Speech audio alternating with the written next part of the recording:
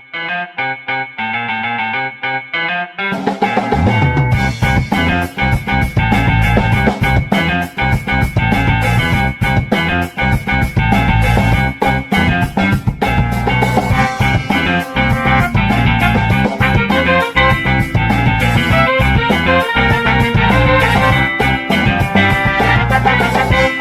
ngomongin birokrasi ala-lan.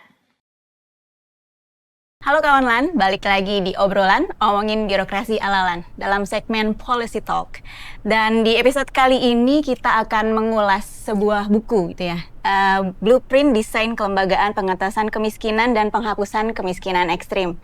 Dan hari ini kita akan mengobrol lebih dalam dan lebih jauh mengenai program ini, yaitu salah satunya adalah Akademi Pengentasan Kemiskinan. Saat ini narasumber kita telah hadir, seorang analis kebijakan ahli muda yang juga terlibat dalam program pengentasan kemiskinan ini. Beliau adalah Mas Putra Budi Darmawan, SPDI MH. Selamat datang Mas Putra. Selamat datang Mbak Mega. Selamat pagi dan salam kenal ya Mas ya. Selamat juga. Okay. Kita langsung saja nih Mas, untuk programnya sendiri. Mungkin kita mulai dari gambaran besarnya dulu gitu ya Mas ya. Sebenarnya apa sih yang mau ditawarkan oleh LAN melalui Akademi Pengentasan Kemiskinan ini? Baik, terima kasih Mbak Mega. Perlu kita ketahui terkait dengan isu-isu strategis pemerintah saat ini yang seringkali oleh Presiden pemerintah sampaikan, sebagaimana dengan amanat Undang-Undang Dasar 1945 pasal 33 ayat 3, yang mana bumi, air, dan kekayaan alam yang terkandung di dalamnya semuanya itu untuk sebesar-besarnya kemakmuran rakyatnya.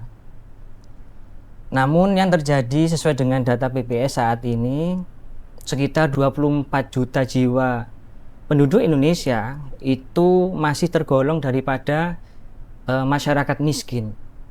Oleh karena itu, Presiden menginstruksikan sesuai dengan Instruksi Presiden nomor 8 tahun 2025 terkait dengan optimalisasi pelaksanaan pengentasan kemiskinan dan penghapusan kemiskinan ekstrim. LAN memiliki terobosan yaitu Akademi Pengentasan Kemiskinan. Pada Akademi Pengentasan Kemiskinan ini, LAN mengambil peran serta terkait dengan bagaimana bisa menghapus kemiskinan ekstrim ini. Tentu sesuai dengan tugas dan fungsi LAN itu sendiri, LAN yang mana tugas fungsinya itu yaitu pengembangan kapasitas ASN. Di dalamnya Akademi Pengentasan Kemiskinan itu dirancang secara khusus untuk bagaimana ASN tergolong dari paling bawah sampai yang paling atas jabatannya itu bisa merumuskan dan mengimplementasikan kebijakan yang terkait dengan program pengentasan kemiskinan itu bisa berjalan secara efektif dan berdampak langsung kepada masyarakat. Oh, jadi dapat dikatakan bahwa ini merupakan sebuah inovasi dari pengembangan kapasitas ASN gitu lah, Mas, yang diinisiasi oleh LAN itu sendiri ya? Betul Mbak, itu terobosan yang berbeda dengan pelatihan pada umumnya. Yang kiranya kalau pelatihan selama ini kan pakai baju putih, dasi hitam, celana hitam, duduk manis di kelas. Atau kalau daring menggunakan Zoom di depan laptop. Tapi kali ini kita Akademi Pengentasan Kemiskinan ini terobosan yang paling fenomenal kira-kira. Yang mana kita mengambil pendekatan secara experiential learning, yang mana peserta itu sendiri langsung bisa berhadapan langsung dengan masyarakat dan bisa berkomunikasi langsung dengan masyarakat. Baik Mas Putra, ini tadi disebutkan experiential learning. Saya pengen tahu lebih jauh ini ya. Sebenarnya metode pembelajarannya itu seperti apa di Akademi Pengentasan Kemiskinan ini? Secara lebih detail lah begitu Mas. Baik, jadi kira-kira ASN kita itu saya kira semuanya sudah cakep, semuanya sudah mampu karena ada proses rekrutmen yang cukup bagus juga di tahun-tahun terakhir ini.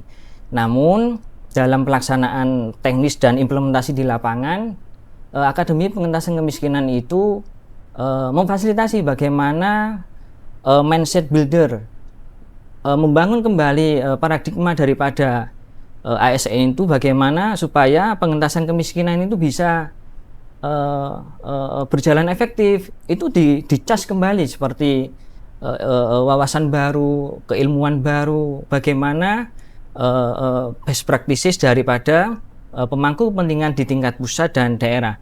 Setelah mindset builder nanti masyarakat diajak langsung untuk bertemu dengan peserta tadi, yaitu problem discovery, yang mana peserta menggali, mencari apa-apa masalah yang terjadi di masyarakat. Tentu setelah itu dirumuskan dengan rencana aksi dengan fase berikutnya, yaitu pitch to perform.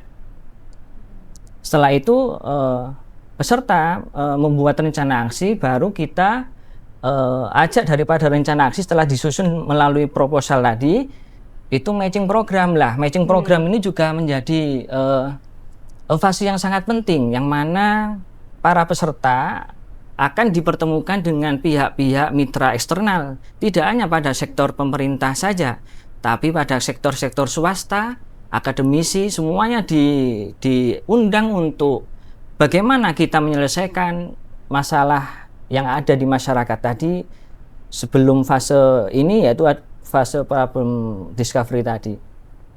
Setelah matching program itu nanti peserta akan pada titik temunya, yaitu execution phase. Tidak berhenti pada matching program dipertemukan dengan masyarakat mitra tadi, tidak hanya itu, tapi dieksekusi daripada tindak lanjut dengan para stakeholder mitra strategis yang eksternal tadi. Oleh karenanya program ini sangat relate dengan percepatan pengentasan kemiskinan dan penghapusan masyarakat miskin ekstrim. Baik, Mas. Ada yang menarik tadi tentang pengentasan kemiskinan tentu akan sulit gitu ya jika bertumpu hanya pemerintah saja, dan tadi Mas Putra juga sebutkan matching program gitu ya. Berarti ini adalah sebuah peluang atau ruang bagi pemerintah, mungkin dari BP Taskin, dari swasta ini untuk berkolaborasi dalam program ini ya Mas ya? Betul. Pengalaman tahun 2025 yang sudah kita lalui terkait dengan Akademi Pengentasan Kemiskinan, itu kita mengambil lokus itu di Kabupaten Indramayu, Kabupaten Probolinggo, dan Kota Kupang. Tentu penentuan daripada 3 lokus ini, selain kita melihat data absolut miskin yang ekstrim, kita pun juga berkolaborasi dengan rekan-rekan stakeholder atau mitra pemerintah yang lain, dalam hal ini yaitu BP Taskin. Selain BP Taskin pun kita juga berkolaborasi dengan Kemensos, termasuk pun juga dengan Kementerian Pan-RB. Lalu dari sektor pemerintah itu tadi ya tiga instansi yang sudah kita ajak untuk kolaborasi. Selain itu juga ada mitra-mitra yang tugasnya itu memberikan bantuan seperti Basnas, itu juga kita ajak. Dan tadi setelah ada kolaborasi gitu, tadi Mas juga bilang ada lokus-lokus sepertinya menyebar gitu dari Indramayu, Probolinggo sampai ke arah timur, Kupang gitu ya. Pemilihan dari lokusnya ini sendiri tuh sebenarnya apa sih Mas? Iya, sebagaimana yang disampaikan tadi sebelumnya, bahwasanya pemilihan 3 lokus ini berdasarkan dengan data absolut kemiskinan yang ekstrim.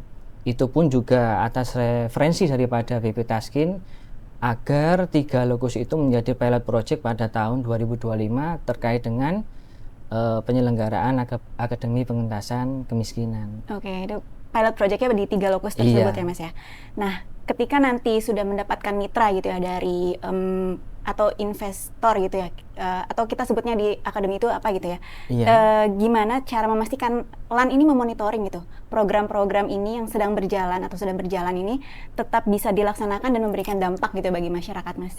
Iya, betul. Terima kasih sudah disampaikan pertanyaan tersebut. Memang kendala masalah yang ada di implementasi pengentasan kemiskinan itu yang paling penting adalah keberlanjutan. Itu yang harus digarisbawahi. Maka Akademi Pengentasan Kemiskinan ini untuk bisa meyakinkan bahwasanya program-program yang sudah direncanakan dari problem discovery, terus penyusunan rencana aksi tadi, terus matching program, itu harus cross dengan program-program yang ada di OPD masing-masing yang mempunyai tugas daripada pengentasan kemiskinan di wilayahnya masing-masing. Termasuk kemarin di Kabupaten Indramayu, mereka pun juga punya program-program pengentasan kemiskinan. Probolinggo pun juga, termasuk Kota Kupang. Oleh karenanya waktu itu kemarin dari pengalaman yang ada tahun 2025 di Kota Kupang semisal, itu mereka juga ada program pengentasan kemiskinan. Salah satu yang bisa saya sebut adalah melalui Kampung Nelayan Merah Putih. Lah, di saat itu pula Akademi Taskin, Akademi Pengentasan Kemiskinan itu masuk relate dengan program yang ada di basis daripada wilayah lokus pengentasan kemiskinan tadi. Jadi bisa dipastikan kalau kegiatan pembelajaran daripada output Akademi Taskin ini bisa berlanjut karena sesuai dengan program yang ada di wilayah peserta Akademi Taskin tadi. Optimis ya Mas ya untuk keberlanjutannya berarti ya? Saya rasa sangat optimis itu optimis. Ya. Karena didukung banyak pihak gitu ya? Betul. Ya. Bisa saya tambahkan juga selain daripada optimisme tadi, keberlanjutan pun juga kita tidak meninggalkan daripada stakeholder yang di lokal juga. Tadi saya sebutkan di awal itu stakeholder yang di tingkat pusat ya. Ada Basnas, BP Taskin, terus Kemensos. Di wilayah lokal daripada peserta Akademi Taskin masing-masing, seperti kalau di Kupang itu Universitas Kristen Cendana, termasuk YPM PLN yang ada di Kota Kupang, termasuk pun juga di Kabupaten Probolinggo dan Kabupaten Indramayu pun juga menginisiasi gerakan Akademi Pengentasan Kemiskinan pun juga melibatkan stakeholder lokal, sehingga optimisme tadi itu bisa tervalidasi. Dengan optimisme itu tadi ASN pun juga mempunyai semangat agar program pengentasan kemiskinan sudah diprogramkan selama ini bisa berjalan dengan baik. Saya kira itu nih. Iya, sangat menarik. Dan dari programnya kita udah bahas nih Mas. Ini dari sisi pesertanya gitu. Bagaimana respon selama mengikuti akademi ini bagi para peserta gitu Mas? Iya, kalau pesertanya menarik itu, ada yang karakternya semangat, ada yang karakternya memberi semangat. Jadi ada dua, semangat dan memberi semangat gitu kan. Tapi saya rasa dari hal yang seperti itu mereka memberikan respon yang positif. Kenapa? Bagi mereka itu tadi yang dikatakan di awal, pelatihan daripada pengembangan kompetensi ASN selama ini itu berlaku formal tadi, pakai baju putih, dasi hitam. Namun yang dilakukan selama ini oleh peserta Akademi Taskin ya terjun langsung di masyarakat, tatap muka langsung dengan masyarakat, menemukan masalah yang perlu diselesaikan di masyarakat, ya seperti itu. Dan ada nilai sisi positifnya selain daripada kebaruan daripada pendekatan tadi, yaitu RPL, rekognisi pembelajaran lampau. Nah, rekognisi pembelajaran lampau ini sangat didamba-dambakan bagi para ASN. Kenapa? Karena kedudukan daripada alumni Akademi Taskin ini nanti itu bisa disetarakan dengan pelatihan yang sifatnya manajerial. Contoh, andaikan alumni A ini dia duduk di jabatan pelaksana, kebetulan dia juga alumni Akademi Taskin, maka dia bisa mengajukan RPL, rekognisi pembelajaran lampau ini, untuk disetarakan dengan pelatihan BKP. Ataupun yang jenjang jabatan yang di atasnya yang lebih tinggi, seperti jabatan administrator, jabatan tinggi pratama. itu bisa, asal daripada pengajuan rekognisi pembelajaran lampau ini tentu ada alat ukurnya, yaitu indikator sikap yang baik selama mengikuti Akademi Taskin, dan yang kedua tentu menunjukkan peran kepemimpinan saat Akademi Taskin itu berlangsung. Oke. Terakhir nih Mas, ada satu hal yang dikhawatirkan. Iya. Ketika ganti kebijakan, ganti tahun, ganti program. Nah, dari Mas Putra sendiri nih, harapan ke depan untuk Akademi Pengentasan Kemiskinan ini apa sih Mas? Iya, saya rasa kalau harapan ke depan, Akademi Pengentasan Kemiskinan saat ini tuh sifat daripada terobosan-terobosan yang memang sebetulnya sangat dibutuhkan oleh masyarakat, saya rasa akan berkembang terus. Tidak hanya muncul Akademi Taskin, tapi bisa akademi-akademi lain yang sesuai dengan kebutuhan masyarakat, yang mana tujuan akhirnya yaitu mensejahterakan masyarakat. Bisa nanti akademi pengelolaan sampah, akademi koperasi merah putih, dan seterusnya. Artinya apa? Kita tetap mengacu pada outcome based learning, di mana posisi daripada kebutuhan masyarakat itulah yang dipentingkan, yang lebih diutamakan. Saya rasa Akademi Taskin tetap berjalan, nanti akan ada terobosan-terobosan lain sesuai dengan kebutuhan masyarakat di wilayah, sesuai dengan potensi yang ada di masyarakat juga. Baik. Terima kasih ini Mas Putra atas waktunya dan kawan LAN. Untuk buku blueprint sendiri ini dapat juga diakses di website LAN dan juga dapat diklik di link tautan di bawah ini. Kawan LAN, dari obrolan singkat ini bersama Mas Putra, kita dapatkan bahwa pengentasan kemiskinan ini bukan hanya sebuah program pemberian bantuan saja, tetapi juga bagaimana menciptakan terobosan yang tidak hanya berakhir pada tumpukan kertas, tetapi juga dapat memberikan aksi nyata yang berdampak kepada masyarakat. Dan masih ada satu episode berikutnya dari blueprint ini, jangan ketinggalan untuk menyaksikannya, dan terima kasih telah menyaksikan, dan bye-bye.